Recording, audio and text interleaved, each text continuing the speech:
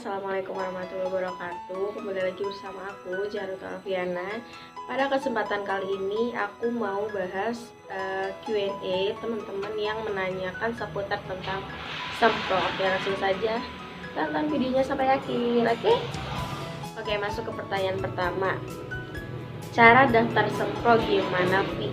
Caranya adalah kamu masuk ke webnya Siasat UMT, kamu klik di situ, nanti ada linknya di bawah. Terus kamu masukin username sama password. Nah, nanti kalau misalnya udah masuk, kamu klik di pojok kiri atas ada yang lambang garis 3 gitu, kamu klik, kamu pilih yang skripsi. Nanti kamu klik yang skripsi, terus kamu pilih yang sidang proposal. Kamu klik, terus kamu tinggal klik lagi register.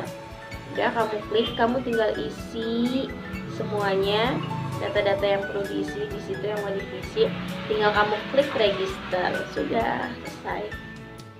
Oke, pertanyaan kedua, aku udah ACC semua dospem, langkah selanjutnya gimana? Oke, kalau misalnya kamu udah ACC semua dospem, kamu lakuin pembayaran dulu.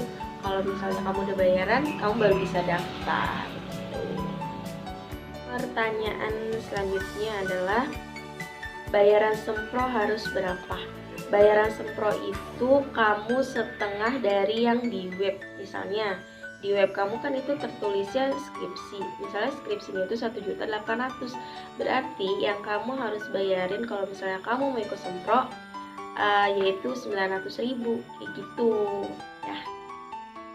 Pertanyaan selanjutnya, udah bayar tapi belum bisa daftar, terus gimana?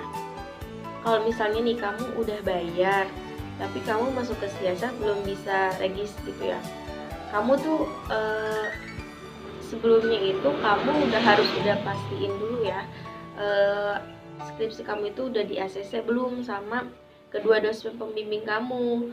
Nah, terus kamu juga wajib kirim lembar persetujuan sempro ke Kaprodi. Nah, nanti kalau misalnya kamu udah kirim ke Kaprodi, kamu tunggu balasan. Kalau misalnya kamu udah tunggu balasan, baru tuh kamu baru masuk ke Siasat lagi, kamu baru daftar gitu. Oke, pertanyaan selanjutnya, bicara validasi bayaran gimana? Oke, jadi gini, kalau misalnya kamu udah bayaran, kamu wajib tuh validasi bayaran kamu. Caranya nanti aku kasih linknya di bawah, kamu tinggal klik aja. Nanti kalau udah masuk, kamu isi nama, NIM, jumlah bayaran, sama kode bayaran kamu. Pokoknya isi yang wajib diisi. Setelah itu kamu tunggu ada email balasan yang menyatakan bahwa kamu sudah melakukan pembayaran, seperti itu. Oke, next, pertanyaan selanjutnya, kamu penelitiannya apa, Vi? Oke, aku penelitiannya di sini adalah kualitatif dengan metode pendekatan deskriptif. Ya, pertanyaan selanjutnya, Vi yang uji dospem dua-duanya. Katanya kalau sempro 1 dospem 1 penguji. Oke, jadi gini, saat aku sempro kemarin, yang uji aku adalah dospem kita, dospem 1 sama dospem 2. Mungkin kalau misalnya di sebelumnya kebijakan kampus seperti dospem 1 dospem 1 penguji, seperti itu. Karena keadaan ya mungkin yang tidak memungkinkan, COVID-19 ini sudah menyebar dan kita tidak melakukannya juga secara langsung tapi by online, jadi mungkin ya kampus juga punya kebijakan lain, yaitu dua-duanya ada dospem pembimbing kita. Semangat ya. Selanjutnya adalah pertanyaan selanjutnya, presentasi pakai PPT enggak? Oke, jadi kamu siapin aja PowerPoint-nya ya, kamu buat dulu. Vi, presentasi pakai laptop atau pakai HP? Diusahakan pakai laptop, soalnya pas aku juga pakai laptop. Tapi gini, kan semua kembali lagi ya ke dewan penguji kamu, nanti mereka kebijakannya seperti apa. Bisa jadi pakai handphone juga ada yang mungkin bisa, tapi selama ini sih kalau misalnya aku lakuin itu pakai laptop, karena bingung juga nanti kalau pakai HP untuk nge-share PPT-nya itu seperti apa. Tapi mungkin kembali lagi, pokoknya tetap ke dosen penguji kamu. Nanti penguji kamu itu maunya seperti apa, karena kan banyak tuh aplikasi kayak Zoom atau YouMeet atau bisa juga via WhatsApp sih. Jadi nanti kembali lagi kamu diskusiin dan kamu tunggu aja arahan dari dospem penguji kamu, dospem kamu sama dewan penguji kamu gitu. Oke, pertanyaan selanjutnya. Bingung pakai Zoom, berarti 2 aplikasi dong, PPT sama wajah kita. Gak perlu. Kalau misalnya aplikasi Zoom itu kamu tuh bisa nanti saat presentasi ada wajah kamu, terus ada PPT-nya juga. Caranya nanti saat kamu buka aplikasi Zoom, kamu udah login, kamu klik tuh yang namanya screen share. Nah, kalau misalnya kamu udah klik, di situ muncul secara otomatis PPT kamu, dan di sebelahnya ada wajah kamu dan wajah penguji kamu gitu. Next, pertanyaan selanjutnya. Urutan makalahnya seperti apa? Urutan makalah ini sesuai dengan jenis penelitian kamu apa. Kalau misalnya aku kan kualitatif, jadi ya seperti biasa, bab 1 itu ada pendahuluan, ada fokus masalah, rumusan masalah, tujuan, sama manfaat penelitian. Bab 2-nya yaitu kerangka teori, jadi kamu deskripsiin tuh teori-teori yang kamu pakai itu apa, sesuai sama judul kamu ya, karena kan judulnya setiap orang beda-beda. Nah, selanjutnya ada penelitian yang relevan, jadi sebelumnya itu penelitian apa yang mirip sama judul kamu itu apa, nanti kamu cantumin di situ. Bab 3-nya itu metodologi penelitian yang mencakup penelitian dan jenis metode penelitian kamu. Terus ada tempat dan waktu penelitian, sumber dan jenis data penelitian, teknik pengumpulan datanya, instrumen penelitian, analisis data, dan terakhir adalah keabsahan data. Udah deh, terus daftar pustaka sama lampiran-lampiran. Next, lampirannya apa aja? Lampirannya itu ya sesuai juga sama penelitian kamu. Kalau misalnya aku nih ya, lampirannya itu ada pertama surat keputusan judul, kan ada tuh yang dari kampus. Nah, itu kamu nanti masukin di lampiran itu. Terus ada jurnal bimbingan kamu, jurnal bimbingan 1 sama jurnal bimbingan 2. Terus surat keterangan kalau kamu telah melakukan penelitian. Nah, kalau ini aku dapetnya dari pihak sekolah, jadi kan kamu udah ngelakuin observasi tuh awalnya. Nah, kamu minta surat kalau misalnya kamu udah melakukan penelitian di situ. Kalau sebelumnya aku sudah melakukan penelitian, jadi aku minta surat itu.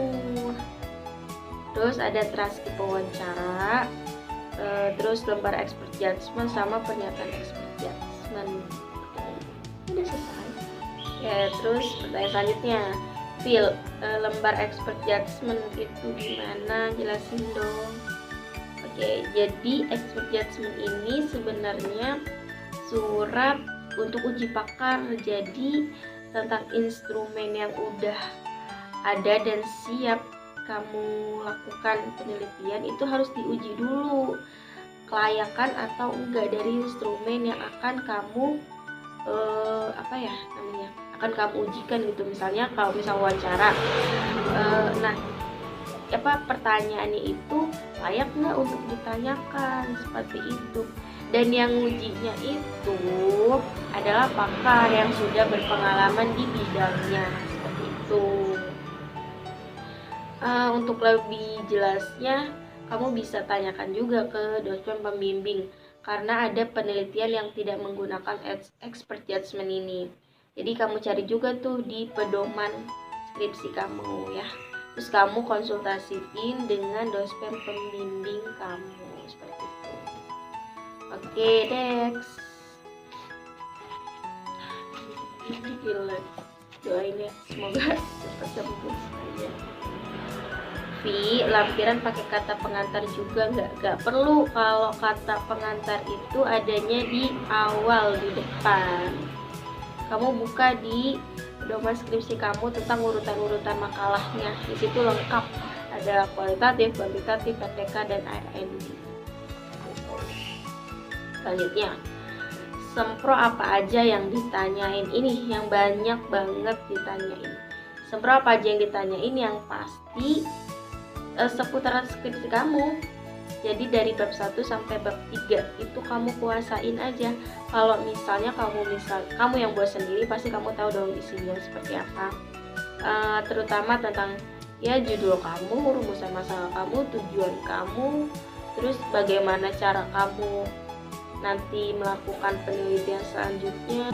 Ya jadi sebenarnya dospem kamu atau penguji kamu itu melakukan pertanyaan yang sekiranya itu bisa meyakinkan mereka nih, kalau misalnya kamu bisa melakukan penelitian sampai tuntas dari awal sampai akhir. Jadi memastikan kalau misalnya terjadi kendala atau masalah, kamu bisa selesaiin itu. Jadi apapun yang mereka tanyakan sebenarnya itu untuk meyakinkan aja mereka kalau misalnya suatu saat ada kesulitan, kamu bisa kamu bisa melaksanakannya itu, tidak ada kendala. Dan dospem atau penguji kamu itu memberikan masukan-masukan, kekurangan-kekurangan dan kesalahan. Nanti kalau misalnya udah semua, baru tuh kamu revisi, kamu melakukan perbaikan-perbaikan. Jadi tenang aja, nggak usah takut atau gimana sih sebenarnya. Yang penting jangan lupa sholawat, doa, kayak gitulah. Pertanyaan-pertanyaan insya Allah bisa kejawab dan nggak mungkin disusahkan lah ya, karena kan orang yang menyusahkan orang lain juga suatu saat akan disusahkan gitu. Jadi sebisa mungkin kamu berpikir positif aja, kalau kamu akan dipermudah, maka insya Allah dipermudah, seperti itu.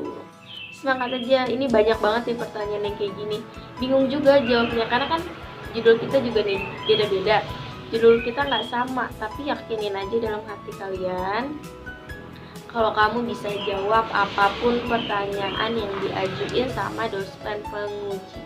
Kalau misal di hati kamu itu udah ada keyakinan kayak gitu, insya Allah kamu bisa lancar dan dapat nilai yang memuaskan. Itu semangat. Next, sempro berapa menit? Aku sempro itu kayaknya nggak sampai 30 menit deh, karena kan kalau aplikasi Zoom katanya kalau 30 menit mati ya, tapi ini aku belum mati, jadi udah selesai. Sekolah yang kamu teliti di Thailand? Ya, di Thailand. Aku menelitinya di Thailand, di provinsi Narathiwat, Thailand Selatan. Di sekolah yang kamu teliti libur nggak? Terus ngambil datanya gimana? Ya, sekolah yang aku teliti itu lagi libur karena kan di lockdown juga ya seluruh dunia. Jadi ya negara Thailand juga kena lockdown terus libur. Terus aku cara ngambil datanya gimana? Kalau misalnya aku alhamdulillah aku udah dapat data sebelumnya saat aku melakukan KKN di sana. Tapi kan data itu kan belum semua. Nanti aku melakukan yang wawancara. Nah, wawancaranya itu aku lakuin via online. Jadi aku nanti nelpon pihak Thailand, ya sebisa mungkin lah pakai aplikasi apa aja yang memungkinkan data itu bisa kamu terima. Gitu kalau ya seperti itu. Tapi kenapa ngambil judulnya di Thailand? Kenapa nggak di Indonesia? Ya kenapa aku di Thailand ya ingin mengekspor, terus biar aku dapat pengalaman yang lebih dan nilainya juga nggak subjektif pastinya kan. Ya apa yang aku teliti, apa yang aku tuangkan sesuai dengan keadaan yang di sana, tidak diada-ada tuh, tidak dikarang-karang juga. Next, ke surat keterangan melakukan penelitian itu dari sekolah.